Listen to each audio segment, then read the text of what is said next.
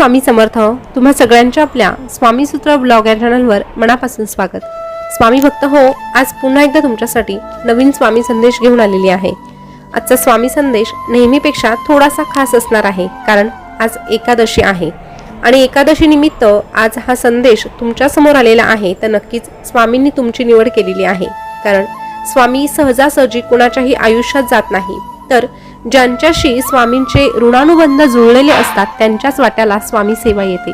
आणि जर तुम्हीही स्वामी सेवेकरी असाल आणि तुमच्या समोर हा संदेश आला असेल तर स्वतःला खूप भाग्यवान समजा आणि स्वामी सेवा करा, स्वामीमय होऊन जा. तर स्वामी भक्त हो, एकादशी निमित्तचा हा संदेश जर तुम्हाला ऐकायचा असेल तर तुम्हाला छोटंसं काम करायचं आहे. तुमच्या समोर ज्या 2 माळा दिसत आहे त्यापैकी एक माळ तुम्हाला निवडायची आहे, कारण ही तुळशीची माळ आहे आणि एकादशीच्या दिवशी तुळशीला अनन्यसाधारण असं महत्त्व आहे. तुळस म्हटलं तर विष्णुप्रिया आहे. तर तुम्ही तुमच्यासाठीची एक माळ निवडली असेल अशी मी आशा करते आणि संदेश काय आहे तेही सांगते. तर बघा, आता ज्यांनी 2 नंबरची माळ निवडली त्यांना स्वामी काय सांगतात ते आपण जाणून घेऊया. स्वामी महाराज अशा प्रत्येक भक्ताला सांगतात, अरे अर्ध्या वाटेवर कोणीतरी तुला सोडून गेलं म्हणजे अर्ध्या वाटेवर तुला घ्यायला सुद्धा कोणीतरी येणार आहे, म्हणून खचून जाऊ नकोस. तू जर कुणाचं वाईट केलं नाही ना तर मग झालं. आमच्या दरबारात सगळ्यांच्या कर्माचा हिशोब होत असतो आणि आमच्या दरबारात प्रत्येकाला न्याय मिळत असतो. फक्त तो होईपर्यंत तुला संयम ठेवावा लागेल.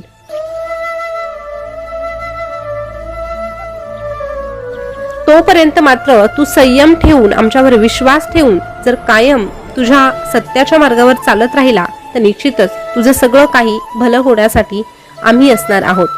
तोपर्यंत मात्र तू चुकीचं पाऊल उचलू नको. दिवस सगळ्यांचे बदलतात, फक्त आमच्यावर ठेवलेली निष्ठा ही कायम असू दे. अरे आयुष्यात संकट येतील आणि संकट जातील सुद्धा, पण श्रद्धा मात्र कायम असायला हवी. त्यानेच ठरतं की तू जळणार की होरपळणार. आयुष्यात पूर्णपणे शून्य झाला तरीही तू कधीही हार मानू नको, कारण त्या शून्याच्या पुढे अंक लावून तुझ्या जीवनाचा पुन्हा एकदा नवीन श्री गणेशा करून देणारा तुझा हा विघ्नहर्ता, तुझा हा स्वामी राया तुझ्या पाठीशी खंबीरपणे उभा आहे. काही दिवसांनी तू स्वतःला म्हणशील की अवघड होतं पण मी करून दाखवलं, आणि जेव्हा तू हे करून दाखवशील तेव्हा नक्कीच तुझ्या त्या संघर्षाचा वाटेकरी आम्ही देखील असणार आहोत.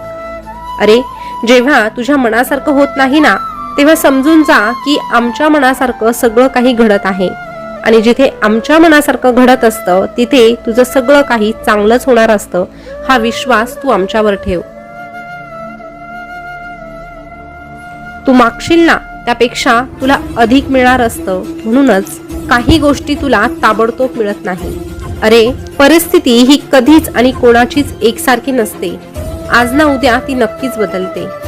उन्हाळ्यात ज्या सूर्याचा तिरस्कार लोक करतात ना, त्याच सूर्याची हिवाळ्यात लोक आतुरतेने वाट पाहतात. यावरून एकच गोष्ट सिद्ध होते की वेळ ही सगळ्यांची बदलते. फक्त गरज असते ती संयमाची, धैर्याची आणि संघर्ष करण्याची तयारी ठेवण्याची.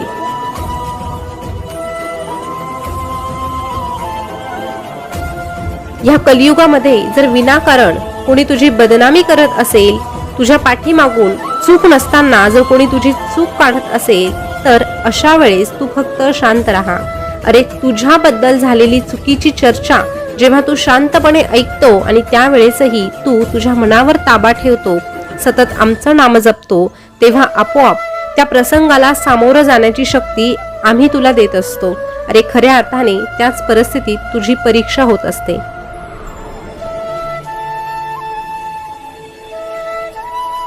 आणि ह्या परीक्षेत एकदा की तू उत्तीर्ण झाला की समजून जा की तू आमचा झाला. उलट चूक नसताना जेव्हा तुझ्याबद्दल वाईट चर्चा केली जाते तेव्हा आपोआप तुझ्या मागच्या जन्मीची जी वाईट कर्म असतात ती हळूहळू कमी होऊ लागतात. म्हणून अशा वेळेतही शांत राहा. लोक काय म्हणतात याकडे लक्ष न देता तू तुझं कर्तव्य करत राहा. अरे लोकांना काहीही म्हणू दे, तू जर तुझ्या अंतर्मनाशी आणि तुझ्या या स्वामीशी प्रामाणिक असशील ना तर तुला कुणालाही स्पष्टता देण्याची गरज नाही. तुझी सत्यता आमच्या समोर सिद्ध करण्याची गरज नाही. कर्म चांगली असतील तर नक्कीच त्या कर्माचं फळ तुला मिळणार आहे आणि जिथे तू आमचं नाम जपणार आहे तिथे आम्ही तुला जपणार आहोत. कारण जो अनन्य भावाने आमचं चिंतन करतो त्याच्या अवघ्या संसाराची चिंता आम्ही वाहतो आणि त्याला एकच सांगतो, भिवू नकोस, मी तुझ्या पाठीशी आहे. भिवू नकोस, मी सदैव तुझ्या पाठीशी आहे.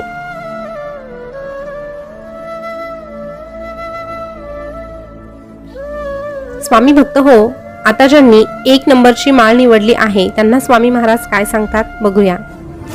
स्वामी महाराज अशा प्रत्येक भक्ताला सांगतात, अरे लबाडी करणे म्हणजे ती एक आखूड चादर असते.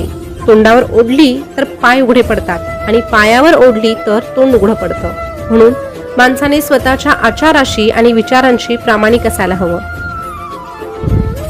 तुला जे मिळालं होतं, जे मिळालं आहे आणि जे मिळणार आहे ते आम्ही तुला दिलेलं आहे. त्याचा आनंदाने स्वीकार कर. पण मनाप्रमाणे गोष्टी घडल्या नाही म्हणून लबाडीने त्या मिळवण्याचा प्रयत्न तू करू नकोस. नेहमी लक्षात ठेव, तू जन्माला आला तसा एक दिवस संसाराचा निरोप देखील घेणार आहे. भविष्यात काय होईल त्याची चिंता न करता आनंदाने वर्तमानात जगायला शिक. प्रत्येक गोष्टीचा आस्वाद घे, त्यामध्ये अडकून पडू नको. आमच्या नामाशिवाय कोणतीच गोष्ट शाश्वत नाही. सगळं काही क्षणभंगूर असणार आहे. म्हणून मोहात अडकू नको. एकटं जगण्याची देखील तू तयारी ठेव. कारण तू ज्यांना तुझं समजतो ना ते लोक देखील बदलू शकतात. आज तू महत्वाचा असू शकतो पण उद्या तुझी जागा दुसरं कोणीतरी सहज मिळवू शकतं. म्हणून कितीही प्राणाहून प्रिय असलेल्या गोष्टींना सोडण्याची वेळ आली तर त्यांना निरोप देण्याची ताकद तुझ्यामध्ये असायलाच हवी.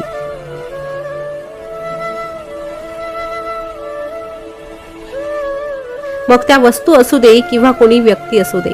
कधी कधी माणसांना ओळखण्यात तुझ्याकडून चूक होते. म्हणून सहजासहजी कुणावरही लगेच विश्वास ठेवू नको. तुला जर विश्वास ठेवायचा असेल तर तुझ्या या स्वामी माऊलीवर ठेव. स्वतःच्या मनातल्या भावना व्यक्त करण्यासाठी तुझ्या हक्काची जागा म्हणजे तुझ्या स्वामींचा दरबार. आमच्या दरबारात येऊन तू तुझ्या सगळ्या भावना व्यक्त कर. आम्ही नेहमी तुझं दुःख, तुझं गाऱ्हाणं ऐकत असतो आणि तुला योग्य ते मार्गदर्शनही करत असतो. अरे सत्य नेहमीच तिखट, उद्धट आणि जहाल असतं. ते खोट्यासारखं गोड, चालाक आणि आतल्या गाठीचं कधीच नसतं. म्हणून सत्याची वाट ही नेहमी खडतर असते, पण तरीही सत्याची वाट मात्र तू कधीही सोडू नकोस. अभिमान आणि गर्व यात मोठी तफावत असते. अभिमानाने व्यक्तिमत्वास चकाकी येते तर गर्वाने व्यक्तिमत्वाला कीड लागतं. म्हणून अभिमान जरूर बाळगावा पण कोणत्याही गोष्टीचा गर्व तू कधीही करू नकोस. आणि आयुष्यात जर कधी हरल्यासारखं वाटलं तर लक्षात ठेव, जिथे येऊन हरल्यासारखं वाटतं ना तीच खऱ्या अर्थाने योग्य वेळ असते जिंकण्याची. फक्त तू स्वतःला कमजोर समजू नको. संघर्ष करण्याची तयारी ठेव. जेव्हा तू स्वतःला तयार करतो संघर्ष करण्यासाठी तेव्हा त्या संघर्षामध्ये तुझा वाटेकरी आम्ही देखील असतो. जेव्हा आमचा भक्त मनापासून प्रयत्न करतो आणि सोबत आमचं नाम जपतो अशा भक्ताला आम्ही नेहमीच मार्गदर्शन करतो आणि त्याला एकच सांगतो, भिवू नकोस, मी तुझ्या पाठीशी आहे. भिवू नकोस, मी सदैव तुझ्या पाठीशी आहे.